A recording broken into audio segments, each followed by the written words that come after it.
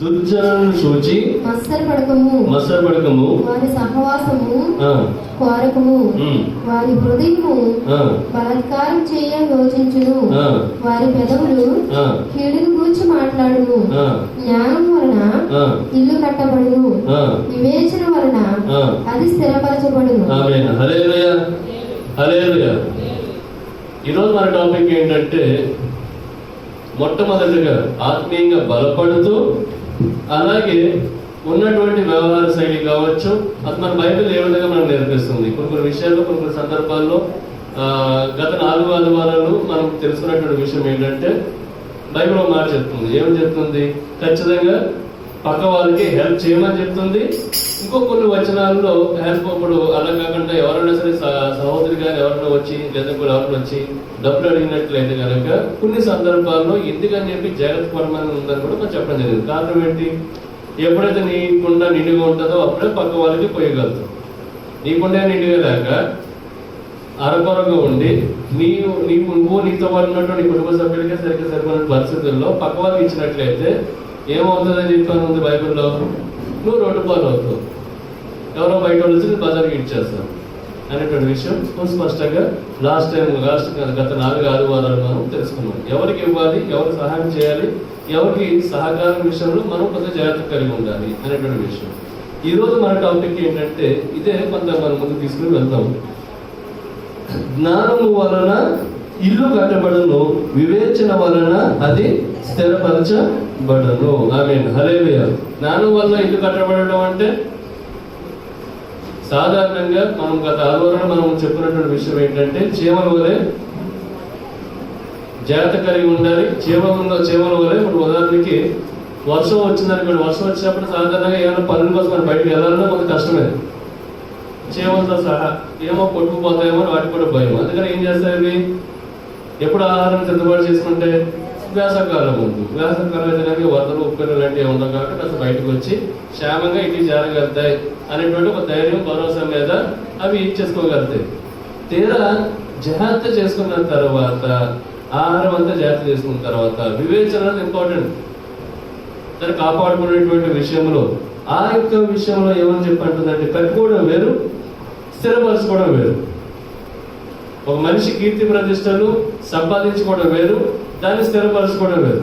మన ఊళ్ళో కూడా చాలా మంది ఉండొచ్చు, వాళ్ళ తాతగారు అంటే చాలా పెద్ద మూతపరులు అండి, వాళ్ళ తాతగారు అంటే చాలా పెద్ద పేరు ఉందండి అని చెప్పాలి. మరి వాళ్ళ పిల్లలు వచ్చినప్పటికీ, లేదా మనవాళ్ళు వచ్చినప్పటికీ, లేదా 4 తరాలు వచ్చినప్పటికీ ఏమైంది అని అంటే నిలబడేటువంటి అవకాశాలు చాలా మంది తక్కువ మనం చూసుకున్నటువంటి సందర్భాలు ఉన్నాయి. ఇక్కడ అదే కూడా చెప్పడం జరుగుతుందండి. ఏం చెప్పడం జరుగుతుందంటే, సామెతలు 24వ అధ్యాయం 3వ వచనంలో, జ్ఞానము వలన ఇల్లు కట్టబడను, వివేచన వలన అది స్థిరపరచబడు. వాస్తవంగా దావీదుకి జ్ఞానం ఉంది, అలాగే దేవుని యొక్క అనుగ్రహం ఉంది, దేవునితో సత్సంబంధం ఉంది. ఇవన్నీ ఉండటం వల్ల రాజుగా ఉండటం అయితే జరిగింది. కానీ కొన్ని వచ్చినటువంటి సందర్భాలు సైతము అతనికి ఉన్నటువంటి వివేచన వలన ఏమంటే ఆ యొక్క రాజుగా అతను కట్టుగా అవ్వగలిగాడు. తప్పు చేసినా సరే, లేదంటే తప్పు అవుతున్నటువంటి సందర్భాలు అయినా సరే దాన్ని ఒప్పుకొని దేవుని మెప్పించి మరి అక్కడ ముందుకు వెళ్ళడం అనేది జరిగింది. దానివల్ల అతను ఆ యొక్క రాజు యొక్క సింహాసనం ఏదైతుందో చివరి వరకు స్థిరంగా ఉండగలిగాడు. అలాగే తెలివి చేత దాని గదులు విలువగల రమ్యమైన సర్వ సంపదలతో నింపబడను. అలాగే జ్ఞానం గలవాడు బలవంతుడుగా నుండును, తెలివి గలవాడు శక్తివంతుడుగా నుండును. అలాగే వివేకం గల నాయకుడివై యుద్ధము చేయము, ఆలోచన చెప్పువారు అనేకులుండుట రక్షణకరము. ఏమైనా సరే సందర్భాలు వచ్చినప్పుడు దావీదుకి ఉన్నటువంటి మామగారికి ఉన్నటువంటి తేడా ఏంటండి? ఎందుకని చెప్పి దావీదు యొక్క మామగారు అతను పడిపోయాడు, దావీదు మాత్రం స్థిరపరచగలిగాడు, లేకపోతే దావీదు యొక్క కుమారుడు కూడా నిలబడగలిగాడు. కారణాలు ఏంటి? ఒకటే విషయం అండి. దావీదు వచ్చినప్పటికి ఏంటంటే ఒక అనుభవం ఏంటి, తన మా యొక్క మామగారు కూడా ఇదే విధంగా దేవుని చేత ఎన్నుకోబడి అతను కూడా రాజుగా అభిపడిన తర్వాత కూడా అతను ఏమైంది తెలిసిన గర్వం వచ్చింది, అహంకారం వచ్చింది. అతను ఏమొచ్చిందండి? గర్వం వచ్చింది, అహంకారం వచ్చింది. నేనే నాకే అన్ని తెలుసు అనేటువంటి విషయం. ఇంతకీ చెప్తే ఏమి తెలియదు. ఇంద్రియ చూస్తే కనుక దేవాది దేవుడే అతన్ని ఎన్నుకొని అతను రాజుగా నిలబెడితే అతను చేసినటువంటి పని ఏంటో తెలుసండి, కొంతకాలం తర్వాత దేవాది దేవుడికి దూరంగా ఉండటం. అలాగే దేవాది దేవుడికి ఇష్టం లేనటువంటి పనుల్లో ముందుకెళ్ళడం. ఎందుకని ఆరోగ్యం బాగుంది, ఇంకా అతను అందరూ పోలే వాళ్ళు ఉన్నారు, కీర్తి ప్రతిష్టలు వస్తాయి, ఇంకేం కావాలి మనిషికి అని చెప్పి అనుకున్నాడు. ఒక సందర్భం వచ్చినప్పుడు ఏంటంటే దేవాది దేవుడికి ఇప్పుడు నా యొక్క జీవితము నేను ఇలా ఉన్నానంటే దానికి కారణము నా యొక్క దేవాది దేవుడే అని అతను అనుకోవాల్సింది పోయి ఆ విధంగా అనుకోకుండా అతను ఏమైందో తెలుసండి, నేనే ఏంటి ఇది నేనే. ఎవరైనా కొంతమంది అండి ఎంతో కొంత బాగుంది అనుకోండి పరిస్థితి అని, బాగున్న తర్వాత వాళ్ళకి ఇంతకుముందు పలానా వెలుగు మనిషి మందిరం వచ్చాం కదా, వచ్చిన తర్వాత మనం ప్రార్థన చేస్తాం కదా, దానివల్లే కదా ఇంత బాగుంది అనేటువంటి విషయము కొంతమంది మర్చిపోతారు. మర్చిపోవడం గల కారణం ఏంటి, బహుశా అప్పుడు ఉన్నటువంటి సందర్భాల కన్నా ఇప్పుడు నువ్వు అనుకుంటున్నావు కొంత బాగున్నావు, డబ్బుల పరంగా కానీ లేకపోతే ఆరోగ్య పరంగా కానీ ఎంతో కొంత కీర్తి ప్రతిష్ఠ పరంగా కానీ లేదంటే సుఖశాంతుల పరంగా కానీ అంతా బాగానే ఉంటుంది. మా దేవాది దేవుడు కూడా నువ్వు చక్కగా బాగుండాలని ఆయన కోరిక, అంత తప్పేమీ లేదు. కానీ ఇక్కడ విషయం ఒకటి మర్చిపోతున్నావు, నువ్వు దేని ద్వారా అయితే నువ్వు కట్టుకున్నావో దాన్ని స్థిరపరచబడగలగాలి. ఓకే, ప్రార్థన ద్వారా జ్ఞానము ద్వారా 3వ వచనం, జ్ఞానం వలన ఇల్లు కట్టబడిన ఉంది. చక్కగా ఇల్లు కట్టుకున్నావు, చక్కగా ఇంటిని చక్కగా నిర్మించుకున్నావు, కానీ మరి దాన్ని స్థిరపరచబడగలగాలి కదా. రేపు ఎప్పుడైనా సరే సమస్య రావచ్చు, నువ్వు ఒకసారి సాక్ష్యం చెప్పు, 2 సార్లు సాక్ష్యం చెప్పు, నా యొక్క అనారోగ్యమైనటువంటి పరిస్థితుల్లో నాకు దేవాది దేవుడే ముట్టాడు, దేవాది దేవుడే దాన్ని స్వస్థపరిచేయడం చెప్పి గత వారం కూడా మాట చెప్పాం. ఏం చెప్పామండి, ఎవరైనా మన దేవాదేవుని దగ్గరికి వస్తున్నారు అంటే, దేవాదేవుని నమ్ముతున్నారు అంటే కొంతమంది చేసినటువంటి చెడు అవయోగాలు ఏంటంటే ఏమని చెప్పాను, కారణం ఒకే దాని మీద వస్తున్నారండి వాళ్ళు. ఏంటది, మందిరానికి ఎందుకు వెళ్తున్నారు అని అంటే డబ్బులు ఇస్తున్నారు, ఎవరో డబ్బులు ఇస్తున్నారు కాబట్టి మందిరాలకి వెళ్తున్నారు, లేదంటే ఎవరు ఏదో పెడుతున్నారు కాబట్టి మందిరాలకి వెళ్తున్నారు. మరి ఇచ్చిన డబ్బులు అయిపోగానే వాళ్ళు మరి వెనక్కి వెళ్ళిపోవాలి కదా, మరి ఎందుకు వెనక్కి వెళ్ళట్లే అంటే దాని అర్థం డబ్బుల కోసం కాదట, ఇంకోటి అని కాదట. ఈయనే నిజమైనటువంటి దేవాదేవుడు అని చెప్పి నమ్మి, ఈయనే నాకు కాపరి, నాకు కానీ నా కుటుంబానికి కానీ ఒక కాపరి అనేటువంటి విషయం వారు నమ్మి ఉంటున్నారు కాబట్టి స్థిరంగా ముందుకు వెళ్ళడం జరుగుతుంది. అందుకనేనండి ఇక్కడ 3వ వచనం చూసుకున్నట్లయితే వివేచన వలన అది స్థిరపరచబడును.